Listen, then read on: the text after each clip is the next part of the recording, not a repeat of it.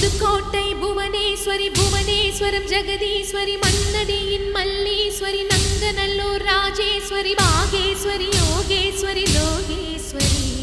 Melmalayanur